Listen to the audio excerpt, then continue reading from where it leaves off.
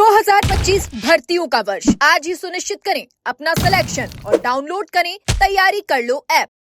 नमस्कार, एजुकेशन नगरी में आपका स्वागत है और मैं हूं आपके साथ विनीत। राजस्थान कर्मचारी चयन बोर्ड द्वारा करवाई जा रही पशु परिचर भर्ती में दो बड़ी समस्या आ गई है और अभ्यर्थी लगातार मांग उठा रहे हैं। पहली मांग तो ये थी कि पशु परिचर भर्ती का रिजल्ट आने से पहले एलडीसी का रिजल्ट आ जाना चाहिए और इसमें 1000 से 1200 पोस्ट खराब होने की अभ्यर्थी लगातार मांग उठा रहे हैं। इसके साथ ही जो पीएच और स्पोर्ट्स कोटे के अभ्यर्थी हैं वो एक साथ रिजल्ट जारी करने की मांग कर रहे हैं। हमारे साथ मौजूद है राजस्थान बेरोजगार यूनियन के अध्यक्ष हनुमान किसान। उनसे जानेंगे कि किस तरीके से ये पॉसिबल हो सकता है, नहीं हो सकता है, लगातार जिस तरीके से वो मांग भी उठा रहे हैं। तो हनुमान जी, लगातार ये जो अभ्यर्थी हैं 2 दिनों से 4 दिनों से लगातार मांग उठा रहे हैं कि इसमें 1000 से 1200 पोस्ट खराब हो सकती हैं, क्योंकि इसमें कॉमन अभ्यर्थी हैं एलडीसी के और पशु परिचर के। तो एलडीसी के अभ्यर्थियों का अगर पहले पशु परिचर का आ गया तो एलडीसी वाले पशु परिचर ज्वाइन कर लेंगे और उसके बाद एलडीसी का रिजल्ट आएगा और उसमें भी हो गया तो वापस छोड़ देंगे, तो इसमें ये खाली हो जाएगी पोस्ट। इसमें बहुत सारे अभ्यर्थी कर रहे हैं कि हमारे साथ अन्याय होगा, गलत होगा। तो क्या संभावना है इसमें? आप बोर्ड अध्यक्ष से भी मिलकर आए थे, आपकी भी बातचीत हुई होगी। देखिए सर, सबसे पहले तो मैं तमाम उन पशु परिचर के अभ्यर्थियों का मैं धन्यवाद और आभार व्यक्त करूंगा कि उन्होंने एक संयमता का परिचय दिया और कहीं न कहीं राजस्थान बेरोजगार यूनियन पर भरोसा किया, जिसका परिणाम उनको आज या कल की दिनांक में मिल जाएगा। आज भी कर्मचारी चयन बोर्ड में माननीय बोर्ड अध्यक्ष आलोक राजी से हमारी मुलाकात प्रस्तावित है। देखिए सर, बड़ी बात यह है कि पशु परिचर भर्ती जो कि न्यायालय में लंबित थी, उस न्यायालय की उसकी बाधा को हमने दूर करवाया।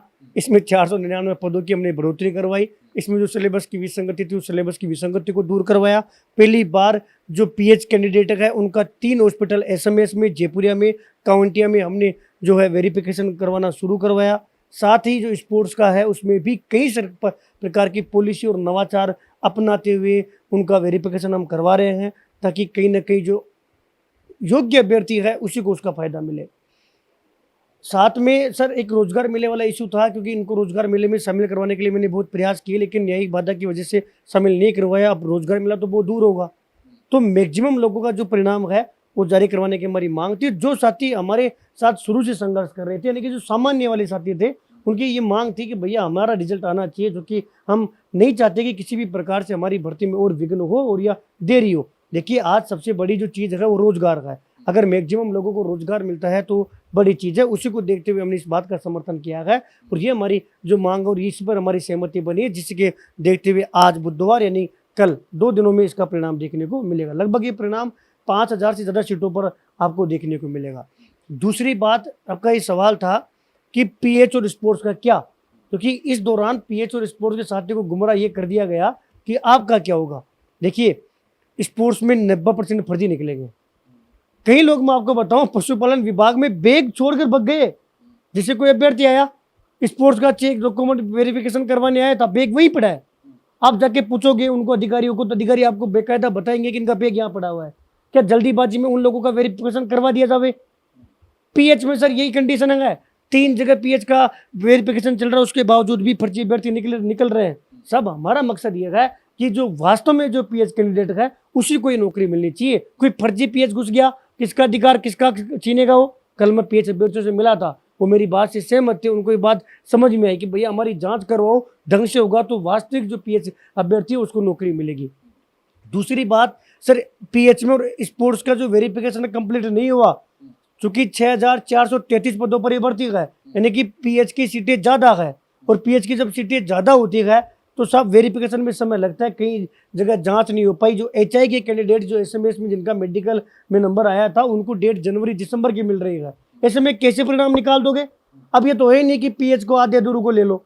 इसलिए ये डिसीजन किया गया कि पीएच और स्पोर्ट्स में। और दूसरी बात, जो कि एसओजी इन्वॉल्व है, इसको एसओजी नहीं चाह रही कि किसी भी प्रकार से फर्जीवाड़ा, जैसे हम और भर्तियों में जो भुगतान हम कर रहे हैं, जो दर्द हम उन युवाओं का झेल रहे हैं, अगर इनमें से किसी के साथ गलत हो गया, ये हमारे पास ही आएंगे। जब हमें बाद में इनका साथ देना है तो हम यूज करें कि इनका अभी से हम इन लोगों का साथ दें। दूसरी बात सर, आप ये बताओ, किसी पीएच स्टूडेंट को किसी उपकेंद्र में, पशु चिकित्सालय में उसकी पोस्टिंग मिल गई, वह क्या काम करना पड़ेगा पशु परिचर को? कोई गाय आ गई, कोई पशु आ गया, उसकी सेवा क्या पीएच जो भाई है वो उस गाय भैंस की सेवा कर पाएगा? आप सोचो, जो इस वीडियो को देख रहे हैं, कि पीएच को आपने उपकेंद्र पशु चिकित्सालय में नियुक्ति दे दी, क्या काम कर पाएगा वो? क्या उनके लिए इस भर्ती में पॉलिसी नहीं बननी चाहिए क्या उसको इस बात का सरकार को ध्यान नहीं देना चाहिए कि ये किसी गांव में उपकेंद्र में जाएगा? ये सब L1 की नौकरी है, ये चतुर्थ श्रेणी के कर्मचारी के बराबर की नौकरी, इसमें कोई तनख्वाह ये नहीं है 10-15 मुश्किल से 20,000 रुपये इसकी तनख्वाह होगी 2 साल बाद में। अभी 2 साल तक इनको 10-11-12,000 रुपये मिलेंगे।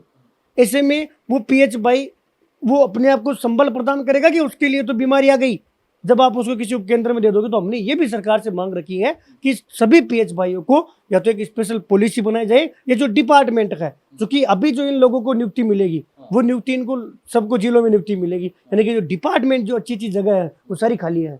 फिर उनमें किसको प्राथमिकता मिलेगी? PH वालों को। क्या उनके लिए न्याय नहीं है? स्पोर्ट्स वालों को क्या उनके लिए न्याय नहीं है? और सर दूसरी बात, स्पोर्ट्स में जितने ज़्यादा बाहर निकलेंगे किसको फायदा मिलेगा? PH में जितने ज़्यादा बाहर निकलेंगे किसको फायदा मिलेगा? जब फिर तमाम लोग आके कह दे कि सब हम इनकी जिम्मेदारी ले रहे हैं। ये सब थोड़ा सा क्या होता है कि विद्यार्थियों का स्वार्थ होता है कि जो बॉर्डर पे उतारे कर कैसे भी करके गए ये लोग नहीं रह जाए, ऐसी चीज़ें। बाकी मुझे भरोसा है, जिनको हनुमान किसान पर भरोसा है उन तमाम अभ्यर्थियों के साथ गलत नहीं होगा। एक चीज़ और मैं कह रहा था सर कि अभी जो रिजल्ट आ रहा है वो मैक्सिमम सीटों पर रिजल्ट आएगा, जो नियमों के अनुसार, जो कि PH की सीट फिक्स नहीं रहती कि PH किस कैटेगरी में जाएगा, तो कुछ सीटें PH की वजह से होल्ड रहेगी, स्पोर्ट्स की वजह से एक भी सीट होल्ड नहीं रहेगी। उन सीटों पर हम एक साथ PH का स्पोर्ट्स का जो है वेरिफिकेशन करवाएंगे। जो जेन्युइन स्टूडेंट होंगे उनके साथ उनकी लिस्ट जारी होगी। पहली बार ऐसा हो रहा है कि पशु परिचर के जो पोस्टिंग होगी उस पोस्टिंग में माननीय मंत्री जी MLA की डिजायर भी काम नहीं करेगी, क्योंकि ऑनलाइन काउंसलिंग हो रही है, ऑनलाइन ऑटोमेटिक मेरिट के हिसाब से उनको नियुक्ति मिलेगी। क्या उनके लिए सही नहीं है?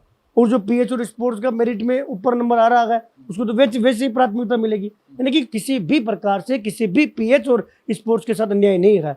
अब उनका ये कहना है कि साहब उनका रिजल्ट इसलिए रोक दो ताकि हमारा नहीं हो रहा, तो तुम्हारा अगर 3-4 महीने नहीं हुआ तो क्या उनका 3-4 महीने रोकोगे?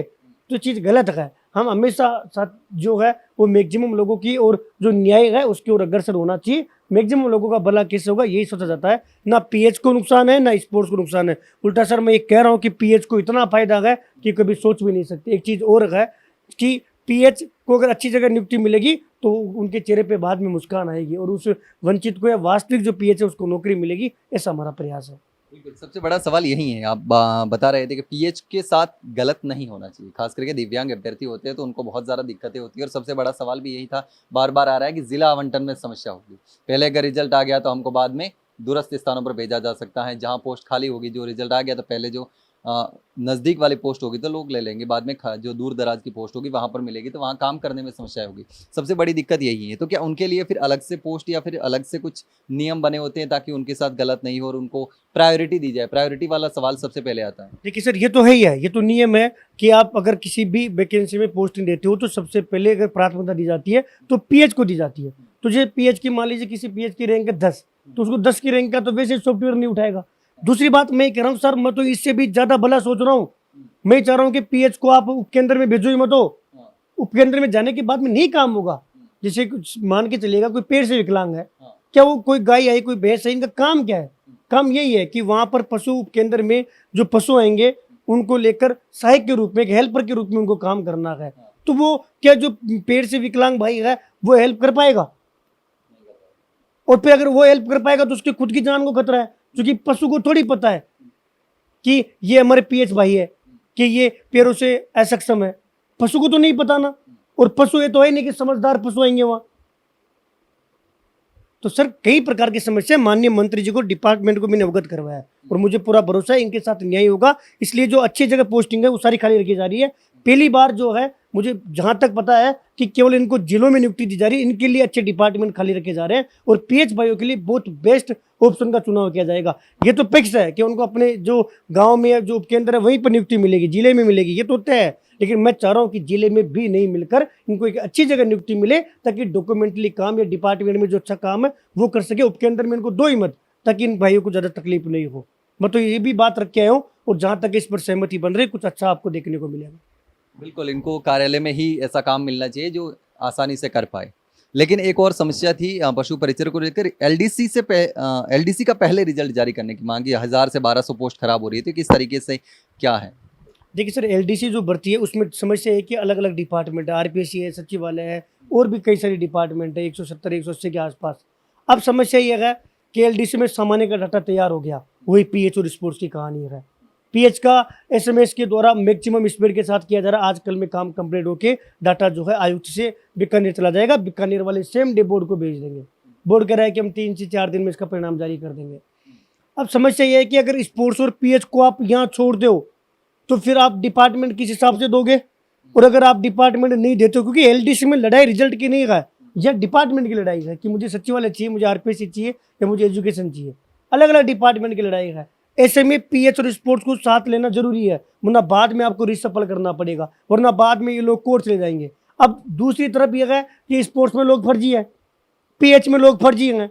एसएमएस वाले बुला रहे हैं कि आप मेडिकल करवाने आओ, लेकिन जो फर्जी हो जा ही नहीं रहा, क्योंकि वो जब तक नहीं जाएगा जब तक उसकी सांठगांठ नहीं बैठेगी। इसलिए थोड़ा सा विलंब हो रहा है। लेकिन फिर भी चूंकि कई बार इसमें मेडिकल बोर्ड की गलती है, शिक्षा विभाग ने मई से कई बार लेटर लिखा है, लेकिन मेडिकल बोर्ड ने इनका जो है मेडिकल करवाना उचित नहीं समझा।